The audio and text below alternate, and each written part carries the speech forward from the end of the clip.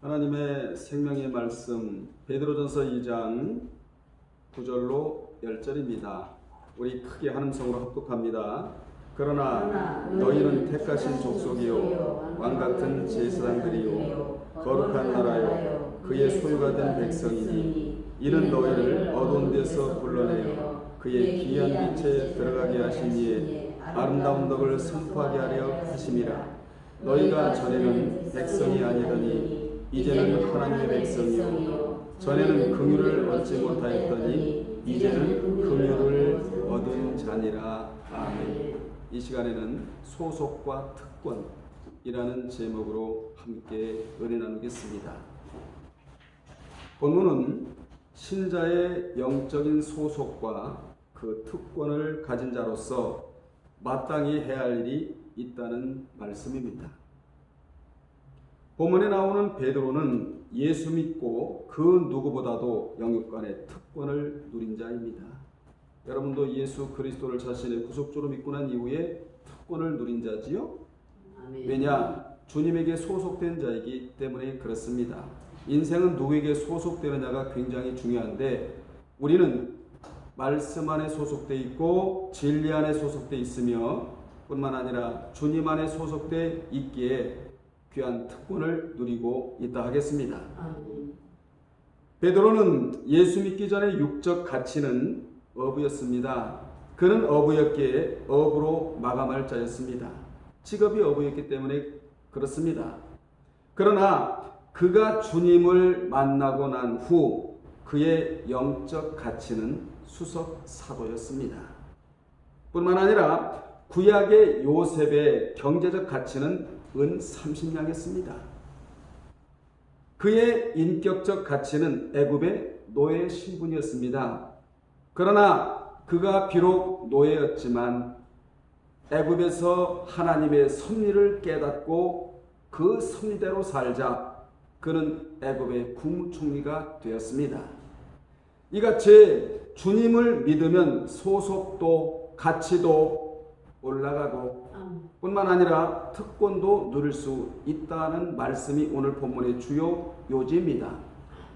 본문은 만인 제사장직의 근거가 되는 유명한 말씀입니다. 여러분, 만인 제사장이란 누구든지 남녀노소 구분할 것 없이 그 누구든지 예배를 드릴 수 있는 특권을 부여받았다는 것입니다. 이것이 바로 만인 제사장인데 사도 베드로는 흩어진 유대인들에게 보배롭고 요긴한 모퉁이 돌이신 예수 그리스도를 믿는 하나님의 백성들의 신분적인 특권에 대해 네 가지로 언급을 합니다. 따라서 믿는 자의 소속과 특권을 보여주는 이 말씀은 출애굽기 19장 5절로 6절에 나오는 말씀을 사도 베드로가 자연스럽게 인용을 하고 있는 겁니다. 아주 자유스럽게 인용을 하고 있는데 그 말씀은 당시 하나님은 시내산의 율법을 받으러 올라간 모세에게 너는 이스라엘 백성들에게 다음과 같이 전하라. 내 말을 전하지 말고 나의 말을 전하라. 그 전할 내용은 첫 번째가 뭔 줄 아세요? 세계가 다 내게 속하였고 엄청난 말씀을 하나님이 하셨어요. 아멘. 미국도 대한민국도 일본도 다 하나님에게 속해 있다는 것입니다. 이 안에 예수 믿는 내가 들어가 있다는 것은 우리에게 있어서 엄청난 특권이라는 거예요.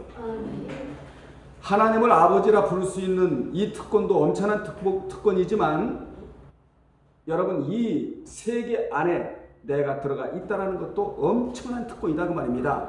그래서 하나님은 먼저 세계가 다 하나님에게 속하였고 그리고 너희가 내 말을 잘 청종하고 내 언약을 지키면 모든 민족 중에서 내 소유가 되겠고 소속에 대해서 말씀을 하셨어요. 그리고 제사장 나라가 되며 거룩한 백성이 된다. 이것을 백성들에게 전하라고 하나님이 명령을 내리십니다. 모세에게. 이같이 하나님은 구약에는 모세를 통하여 믿는 자의 소속과 그에 따른 특권의 말씀으로 이스라엘 백성들과 시내산에서 언약을 맺으시면서 이스라엘을 자기 소유, 자기 백성, 제사장 나라로 삼으셨다는 것입니다. 아멘. 그리고 그 조건은 뭐냐면 하나님의 언약을 반드시 지키라는 행위 언약이었다는 것이에요. 순대케. 이렇게 하나님은 구약에서 누구에게 말씀하셨고 모세에게 말씀하셨고 신약에는 오늘 본문의 베드로를 통하여 예수 그리스도의 피 언약인 은혜 언약으로 그리스도에게 속한 자들이 어둠에 있지 않고 빛에 있게 되는 특권을 누리게 된다는 것입니다. 즉 예수를 통하여 하나님의 백성이 되었다는 것입니다. 바울은 여기에는 하나님의 전적인 은혜의 사상이 나타나 있다고 교회론적 서신인 에베소서 2장 8절로 10절에서 위대한 전치사를 쓰면서 너희는 그 은혜에 의하여 믿음으로 말미암아 구원을 받았으니 이것은 너에게 난 것이 아니요 하나님의 선물이라 행위에서 난 것이 아니니 이는 누구든지 자랑치 못하게 하려 함이라고 분명히 은혜 사상에 대해서 말씀해주고 있는 것입니다. 그러면 믿는 자의 영적인 소속과 그 특권은 무엇이냐? 첫째, 택하신 족속이라는 것입니다. 사도 베드로는 흩어진 유대인들에게 믿는 자가 가진 첫 번째 특권은 택하신 족속이라. 누가 택하셨다는 거죠? 하나님이. 누구를? 민족을, 나를. 그래서 우리가 먼저 하나님을 택한 것이 아니라 하나님이 우리를 먼저 택해 주셨다는 거예요.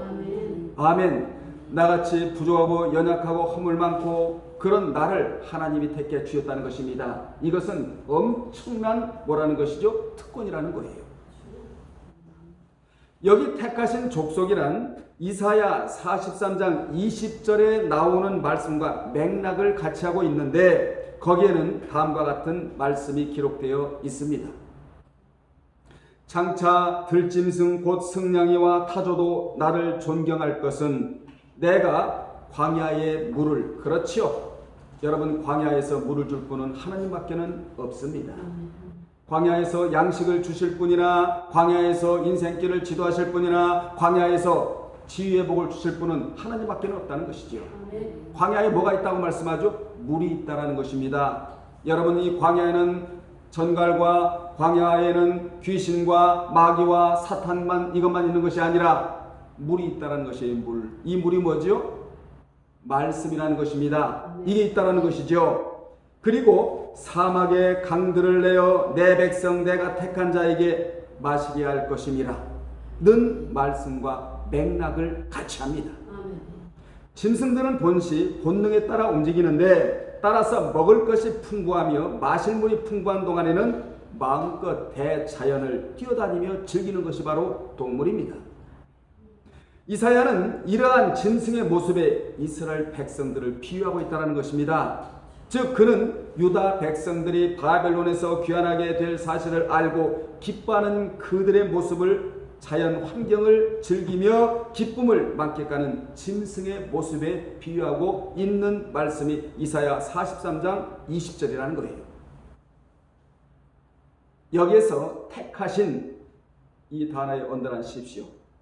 에클 넥소스라는 단어인데 형용사잖아요.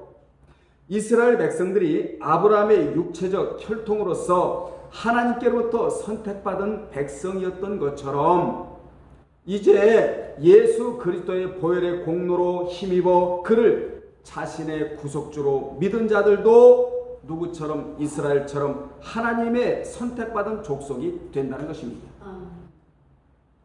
그러므로 이제 더 이상 유대인들이 주장하는 육체의 혈통에 의해 누리는 특권이 아니라 모퉁이 돌이 되신 예수 그리스도를 믿고 그와 영적으로 연합된 자들만이 새롭게 하나님의 택하신 족속이 될 수 있다는 말씀을 지금 이렇게 하고 있는 것입니다. 이렇게 새롭게 택함받은 족속은 과거의 이스라엘 민족이 가진 특권을 동일하게 누리게 되는 영적인 이스라엘이라는 것이지요. 아멘.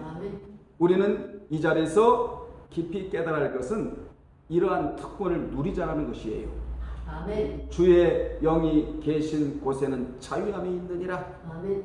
말씀이 흐르는 곳에는 마음의 평강이 있고 예수 그리스도의 보혈이 있는 곳에는 영혼의 자유가 있다는 사실이에요. 아멘. 여러분은 영혼의 자유도 누리시고 마음의 평강도 동시에 누리시는 예수 그리스도의 피를 통하여 영혼의 자유를 누린다면 하나님의 생명의 말씀으로 마음의 평강도 동시에 누려야 한다는 것이지요. 아멘. 믿고 누리는 삶을 살아가시는 여러분 되시기를 바랍니다. 아멘. 두 번째로 왕국의 제사장이라는 것입니다. 사도 베드로는 흩어진 유대인들에게 믿는 자가 가진 두 번째 특권은 천년 왕국의 제사장들이라고 말씀하고 있습니다. 아멘. 왕 같은 제사장이 아니고 왕 같은 이란 바실레이아, 따라합시다.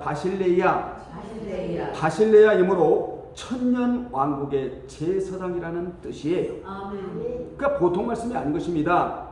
이같이 신약의 예수를 믿는 자들은 구약의 하나님을 섬기는 제사장직이나 혹은 왕의 존귀를 부여받은 제사장들이라는 것이지요.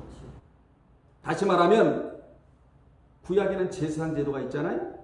이 제사장을 통하여야만이 하나님 앞으로 나아갈 수가 있었다 이 말이에요. 그런데 신약에는 천년 왕국에 들어갈 수 있는 백성으로 예수 그리스도께서 삼아주셨으므로 그분을 믿는 모든 자들은 그분 앞에 마음껏 나갈 수 있는 특권을 부여받았다. 아멘. 이들이 누구다? 저와 여러분들이다. 아멘. 그래서 오늘 예배드려 나오는 이 길이 얼마나 복된 길인지 몰라요. 누가 예배드리러 가지 말라고 내 발목을 잡은 것은 아니잖아요. 여러분 스스로 하나님께서 여러분에게 주시는 자유를 가지고 자유의지를 가지고 나는 마땅히 믿는 자로서 살아계신 하나님을 배우러 나간다. 이래서 여러분이 지금 왔다 이 말이에요. 이것이 뭐지요? 존귀와 자유를 부여받은 제사장들이다. 아멘. 이 내용을 지금 베드로가 이야기하고 있는 것입니다. 그러므로 언제든지 하나님 앞으로 나아갈 수 있는 존재가 되었다는 것이지요. 아멘. 구약에는 반드시 제사장을 통하여 나아갔지만 이제는 주님이 단번에 화목 제물이 되어 주셨기 때문에 마음만 먹으면 언제라도 마귀에게 예배 드릴 수 있는 마음을 뺏기지 않는 한 언제라도 하나님 앞에 나아가 실명과 진정으로 예배 드릴 수 있는 특권자가 되었다는 것입니다. 아멘. 왕국의 제사장이 된 자는 세 가지 특징을 지니고 있는데 먼저는 하나님과 예수 그리스도 및 성령 외에 어느 누구나 어느 무엇에도 종속되지 않는 영적 지위를 누린다는 것이에요. 그리고 그 다음에는 하나님께 신령한 예배를 드리는 자로 살아간다는 것입니다. 아멘. 우리는 세상을 살아가는 존재가 아니라 살아드리는 존재예요. 하나님이 말씀을 주시면서 요렇게만 살아다오. 그러면 내가 너희에게 복을 줄게. 하나님의 뜻대로 하나님의 방법대로 하나님의 명령을 따라 살아드리는 존재가 예수 믿는 자들이다 그 말이에요. 그럴 때 하나님께로부터 특권을 누리게 된다는 것입니다. 오늘 핵심어가 뭡니까? 특권이라는 핵심어예요. 그 다음에 세상에 대해 하나님의 뜻을 나타내 보이는 자들로 살아간다는 것입니다. 이 세 가지가 왕국의 제사장이 된 세 가지의 특징이에요. 아멘. 여러분 이렇게 살아가는 자들이 되시기를 바랍니다. 아멘. 세 번째로 거룩한 나라가 되는 것입니다. 사도 베드로는 흩어진 유대인들에게 믿는 자로서 가진 세 번째 특권은 거룩한 나라가 되는 것이라고 말합니다. 거룩한 나라라는 표현은 원래 하나님을 섬기기 위해서 구별된 백성 이스라엘을 지칭하는 표현이었습니다. 그런데 이 지칭이 예수를 믿는 자들에게 쓰였다는 것은 구별되고 정결한 백성들로 살아야 한다는 것입니다.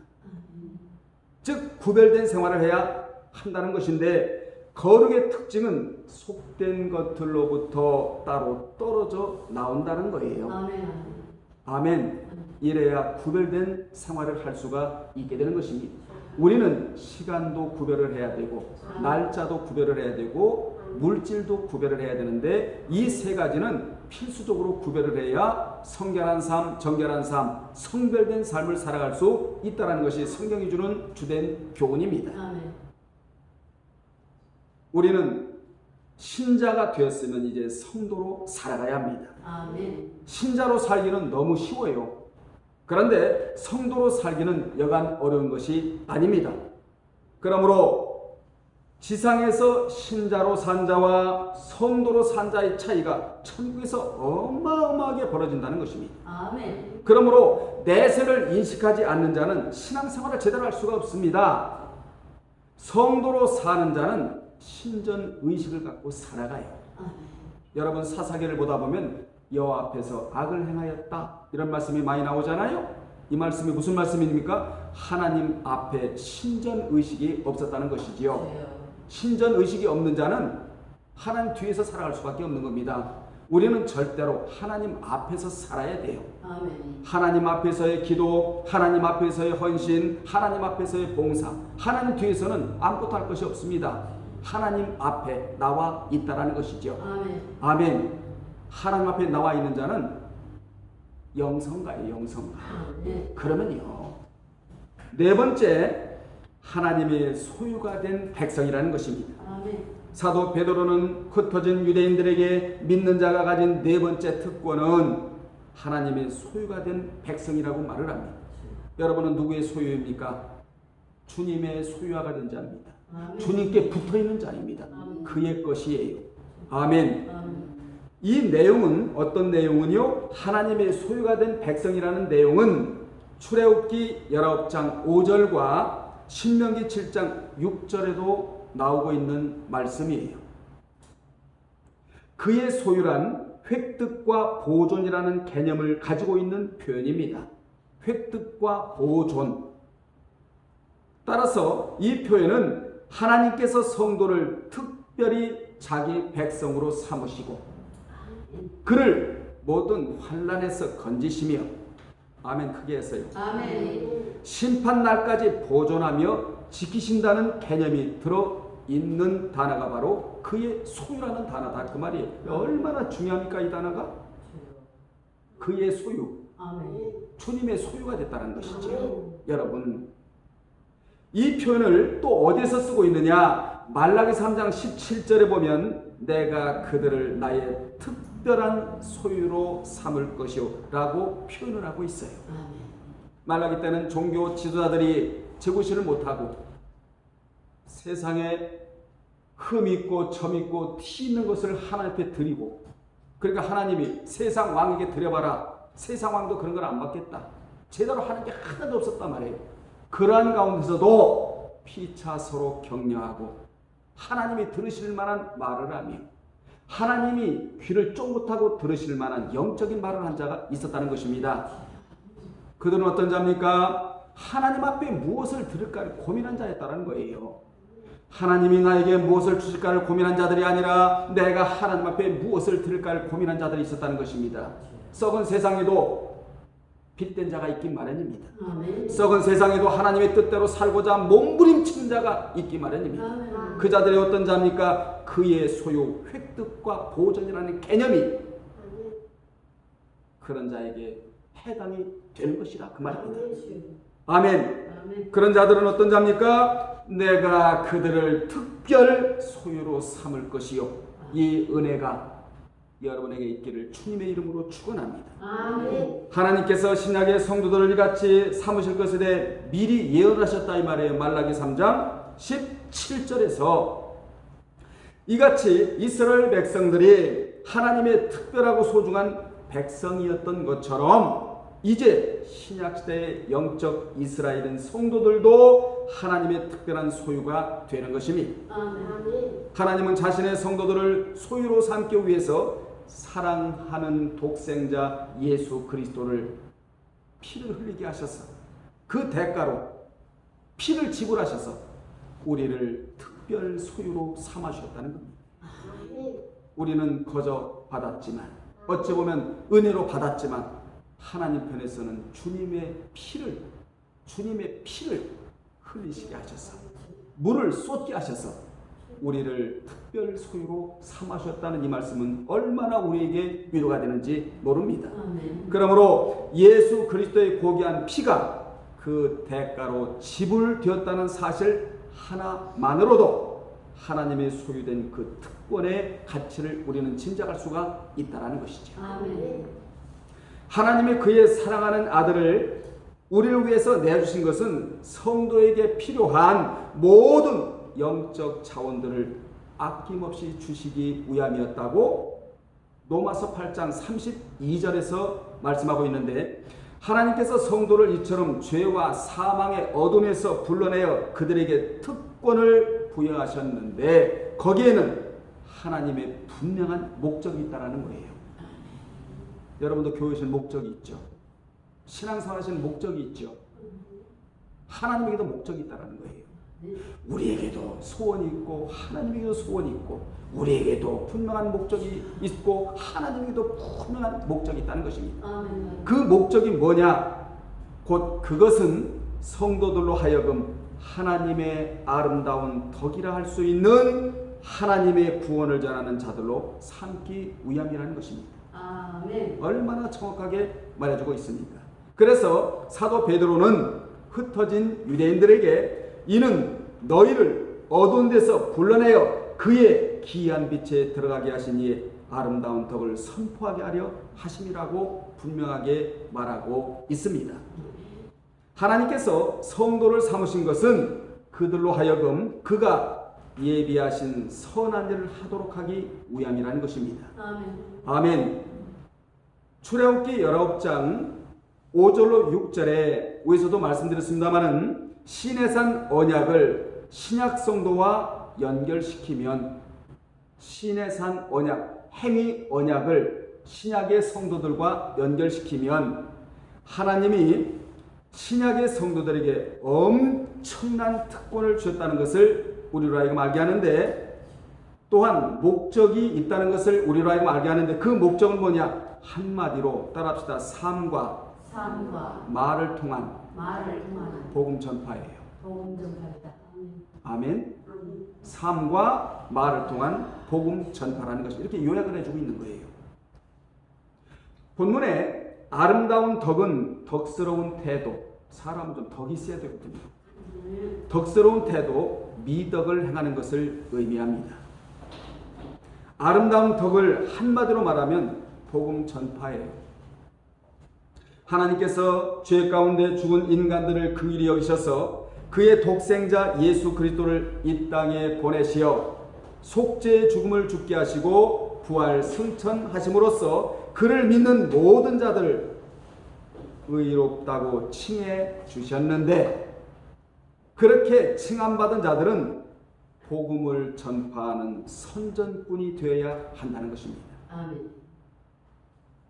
여기 선포하게 라는 단어는 입으로 발설하다, 널리 선언하다, 선포함으로써의 단어, 알리다 라는 의미로 하나님은 복음의 메시지를 그의 소유된 백성들의 입을 벌려 널리 선포하도록 하기 위해 그들을 구원하셨다는 것입니다. 아멘. 그러므로 성도에게는 전도가 필수적인 의무라는 거예요. 아멘. 아멘. 따라합시다. 전도는 축복이다. 전도는 축복입니다. 영혼을 살리는 거룩한 작업이자 행동이라는 것입니다. 하나님은 이 역할을 먼저 이스라엘에게 부여하셨지만 그들은 선민이라는 특권 의식에 빠져서, 유대 우월주의 아니에요? 유대 선민주의 아닙니까? 이 특권에 빠져서 민족적 배타주의와 교만에서 벗어나지를 못했습니다. 우리만 구원을 얻어야 된다라는 선민의식이 그들에게 있었다는 것이죠. 그래서 이방인들을 아주 배타적으로 그들은 그렇게 여겼단 말이에요. 그래서 그들은 이방인 전도라는 것과는 거리가 아주 먼 자들이었습니다. 그러나 이제 하나님은 예수 그리스도의 구속의 은혜를 기초로 해서 영적 이스라엘 된 신약의 성도들에게 과거 이스라엘에게 허락하신 모든 특권을 저와 여러분들에게 부여하시면서 더불어 그들이 감당하기로 예정된 일들을 하나하나 맡기셨는데, 그것이 첫 번째가 뭐냐? 전도라는 것입니다. 전도. 아멘. 아멘. 삶과 입을 열어 복음을 전하는 것. 그 예정된 일들이 바로 뭐다? 복음 전도이다. 이것이 믿는 자를 구원하신 하나님의 의도이며 나아가 교회가 존재하는 이유라는 거예요. 교회가 존재하는 이유는 이거라는 사실을 우리 모두 이 시간 기억해야 될 줄로 믿습니다. 그래서 베드로는 흩어진 유대인들에게 너희를 어두운 데서 불러내어 그의 기이한 빛에 들어가게 하신 이의 아름다운 덕을 선포하게 하려 하심이라고 분명하게 말해주고 있습니다. 베드로는 먼저 복음 전파의 사명에 대해 언급하면서 아름다운 덕을 전하는 자는 다름 아닌 어두운 데서 불러내어 빛에 들어가게 된 자들이라고 말을 합니다. 우리가 예수 믿기 전에는 비참한 자리에 있었던 자들이었지만 예수님의 개입으로 말미암아 기이한 빛에 들어간 자들이다. 아멘. 그래서 절대로 우리는 어둠 속에 들어가면 안 되는 거예요. 빛에 들어간 자이기 때문에 그렇다 그 말이죠. 그래서 의의 태양이신 영적인 태양이신 예수 그리스도의 빛을 바라고 우리가 살아가야 된다 그 말입니다. 빛에 들어가야 어둠이 엄습해 들어오지를 않아요. 어둠은 죄입니다. 빛은 의예요. 그래서 우리는 의의 옷을 입고 믿음의 갑옷을 입고 인갑을 입고 신갑을 입고 인갑을 입고 신갑을 입게 되면 마귀가 쏘아대는 불화살을 막을 수가 있고 인갑을 입게 되면 저 사람이 나에게 상처를 준다 할지라도 상처를 받지 않는다는 거예요. 그래서 우리는 하나님이 우리에게 주신 신갑 믿음의 갑옷을 입어야 되고 또 한 옷은 인갑 상처를 받지 않는 마음의 옷을 또 하나 입어야 될 줄로 믿습니다. 여기 어둠이란 흑암이라는 뜻입니다. 즉 허물과 죄로 인한 영적 사망 상태를 뜻하는 단어가 어둠이라는 단어예요. 우리가 주님을 믿기 전에는 죄악 가운데 있으면서 이 세상 풍속을 쫓고 공중의 권세를 잡은 자를 따랐으며 육체의 욕심을 따라 지내면서 옛 본성이 원하는 대로 행하여 하나님의 진노를 받는 삶을 살아갈 수밖에 없었습니다. 에베소서 2장 1절로 3절에 기록된 내용 아닙니까? 하나님은 그러한 자들을 빛 가운데로 불러내셨다는 거예요. 이러한 자를 이름하여 에클레시아, 따라합시다. 에클레시아. 즉 무영적인 교회, 세상에서 밖으로 불러낸 존재들이 바로 에클레시아 우리라는 것입니다. 그러므로 진정한 교회는 무영적인 교회인 에클레시아 우리라는 거예요. 여러분은 세상이라는 어둠에서 빛으로 불러내음을 받은 자들이다. 아멘. 불러낸 자들이다. 이 사실을 기억하시기를 바랍니다. 아멘. 어두운 데서 불러낸 자들이 바로 우리라는 것이죠. 그래서 예수 믿는 자들은 아예 어둠하고는 관계가 없는 자들이다. 아멘. 아멘. 하나님이 빛이고 예수님이 빛이시며 성령님이 빛이고 말씀이 빛이에요. 아멘. 그래서 우리는 어둠 속에 들어가면 안 된다는 것이죠. 어둠은 두려움이에요. 어둠은 초조함이에요. 그러나 빛된 길로 나오면 마음의 여유가 있고 꿈이 있고 비전이 있고 소망이 있고 희망이 있고 미래가 있게 되는 것입니다. 아멘. 그래서 우리는 절대로 어둠에 들어가면 안 된다는 것이지요. 사도 베드로는 흩어진 유대인들에게 그 빛은 보통 빛이 아닌 기이한 빛이래요. 보통 빛이 아니랍니다. 기이한 빛. 여기 기이한 빛이란 놀랍고 신비스러우며 보통 인간의 경험과 상식으로 납득하기 어려운 것을 말합니다. 베드로가 말하는 기이한 빛은 두 가지 의미가 있는데, 첫째는 현실적이고 실존적 측면에서 거듭나 거룩한 삶을 사는 영적 상태로, 곧 이것은 그리스도인들이 거듭나기 전에 어둠에 속해 하나님께 등진 삶을 살았다는 의미이고, 그렇죠. 예수 그리스도를 나의 구속주로 믿기 전에는 하나님과의 등진 삶을 우리가 살았잖아요. 여러분, 하나님이 고개를 돌리실 때가 언제인 줄 아세요? 말씀을 외면할 때입니다. 이때는 하나님이 고개를 돌리신다 이 말이에요. 하나님이 나를 쳐다보셔야지 우리가 살아갈 수가 있게 되는 것입니다. 아멘. 우리가 어둠에서 살 때는 거듭난 영적인 삶에 대해 상상조차 할 수가 없었습니다. 세상 어둠의 주관자를 따라 사는 자들의 관점에서 보면 우리야말로 기이한 빛에 둘러싸인 삶을 사는 자들이에요. 세상 사람들이 우리를 이해할 수가 없다 이 말입니다. 어떻게 빛으로 나와 있는 자들을 어둠 속에 있는 자들이 이해할 수가 있겠습니까? 그러므로 우리는 그들이 요구하는 삶을 살아서는 안 되고, 세상 사람들이 요구하는 삶을 살아서는 안 되고, 그들을 끌고 가면서 보여주는 삶을 살아야 한다는 것이에요. 아멘. 그들이 이해할 수 없는 또 다른 삶을 사는 자들이 바로 기이한 빛의 삶이다. 이렇게 말해주고 있는 겁니다. 아멘. 우리는 어떤 삶을 살아야 되죠? 기이한 빛의 삶을 살아야 한다. 아멘. 저희 세상 사람들이 이해가 안 가는 삶을 살아야 되는 거예요. 아멘. 아멘. 둘째는 내세적이고 종말적인 측면으로 사람이 가까이 가지 못할 빛 가운데 계시는 하나님의 존재 영역입니다. 아멘. 궁극적으로 구원의 보장을 받은 자는 그곳으로 들어가 하나님과 전혀 거리낌이 없이 살아가게 되는 것입니다. 아멘. 장차 성도들이 들어가게 될 그곳은 여전히 인간적인 지식과 이성으로는 완벽하게 이해할 수가 없는 곳이라는 거예요. 그래서 베드로는 기이한 곳이라고 이렇게 표현을 합니다.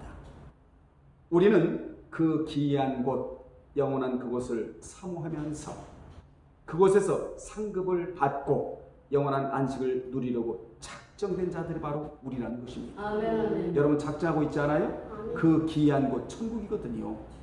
영원히 사모할 그곳에 들어가 누리기를 아주 작정하고 우리가 신앙생활하고 있지 않습니까? 그러니까 신앙이 넘어지지 아니하고 냉각되지 아니하고 퇴보하지 아니하고 신앙이 바로 서 있는 이유가 여기 있다는 것이지요. 아멘. 이 땅에서 나그네 삶을 살고 거룩한 삶을 살아가고 있는 것이 아니겠습니까? 그러므로 이곳이 있어야 그곳이 있다는 것이에요. 아멘. 이곳이 있기 때문에 그곳이 있는데 이곳의 삶이 때로는 힘들고 어려워도 우리는 그곳을 사모하고 살아가야 한다. 아멘.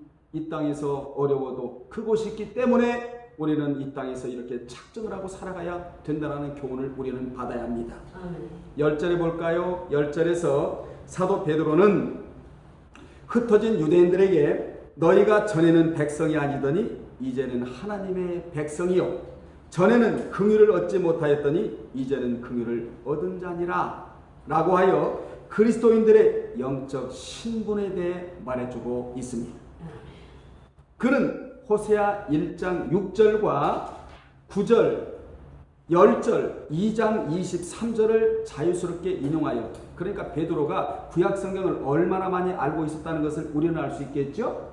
그러니까 말씀으로 준비된 자는 쓰임받게 되어 있다는 것이에요. 아멘. 아멘. 그래서 우리가 늘 말씀을 배우고 말씀하고 있지 않습니까? 왜냐? 하나님 앞에 고귀하게 귀하게 쓰임을 받을 존재가 되어야 하기 때문에 그렇다 이 말이죠. 아멘. 이렇게 자연스럽게 인용하여 그리스도인이 되기 이전의 상태와 그 이후의 상태를 두 가지로 비교하고 있는 것입니다. 그러니까 비포와 애프터의 문제를 지금 다루고 있다 이 말이에요. 누가? 베드로가. 그는 과거의 부정적인 상태와 현재의 긍정적 상태를 강조하고 있는 것입니다. 베드로는 그리스도인들이 전에는 백성이 아니더니 이제는 하나님의 백성이라고 단언을 해버립니다. 아멘. 여기서 백성은 오늘날 믿는 자들의 모임인 교회를 가리켜요. 아멘. 아멘. 그러므로 예수를 신실하게 믿는 모든 자들의 국적은 어디냐? 천국이라는 것입니다. 아멘. 아멘. 여러분의 국적이 어디입니까? 천국이에요. 이 땅은 각국의 사람들이 만들었다면 영적인 나라는 오직 천국뿐이에요. 이같이 베드로는 예수 믿기 전에는 하나님과 하등의 관계가 없었지만 이제 믿음으로 말미암아 하나님의 백성이 되었다는 사실을 강조하고 있는 것입니다. 아멘. 우리가 예수 믿기 전에는 조상의 유전한 망령된 행실에 매여 있었고, 그리고 음란과 정욕과 술취함과 방탕과 연락과 무법한 우상 숭배를 하였지만 하나님의 백성이 된 이후로는 그런 것들로부터 멀어졌다 이렇게 말하고 있는 거예요. 아멘. 그런 것들로부터 멀어져야 하나님께 가까이 갈 수가 있다. 아멘. 그래서 데살로니가 전서 1장에 보면 우상을 내다 던져 버려야 살아계신 하나님 앞으로 가까이 올 수가 있다고. 가까이 와야만 하나님의 말씀을 퍼부어 주신다고. 가까이 와야만 하나님께서 말씀하신 내용을 사람의 말로 받지 아니하고 하나님의 입에서 나오는 생명의 말씀으로 받을 수가 있다고. 이렇게 말씀하고 있잖아요.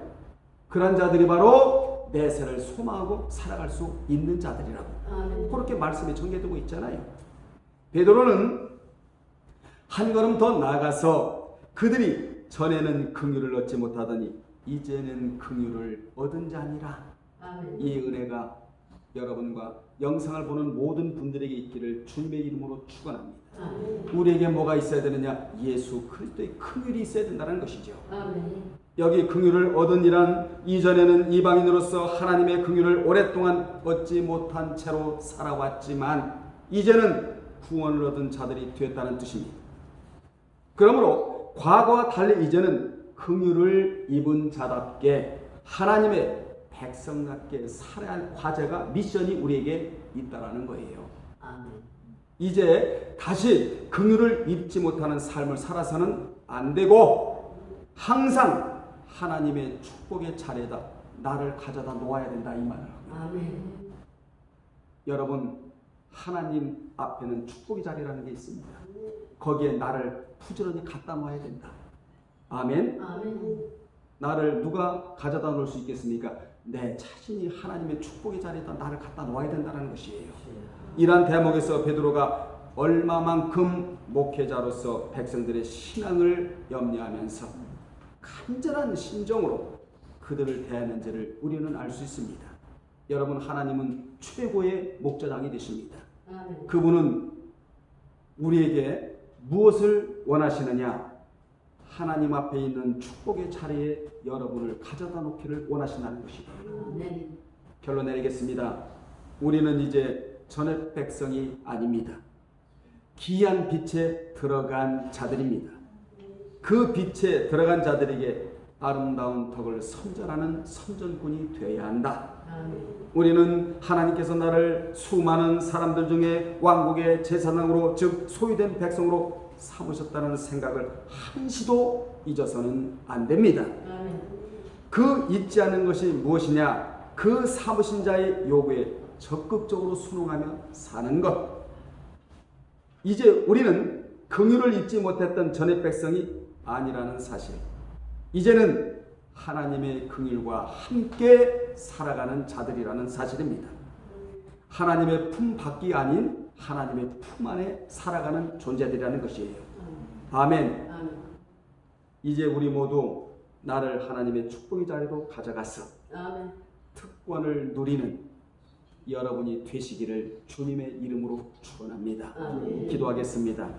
우리 하나님 아버지, 저희가 주님을 믿기 전에는 하나님의 축복의 자리로 나를 갖다 놓지 못했습니다.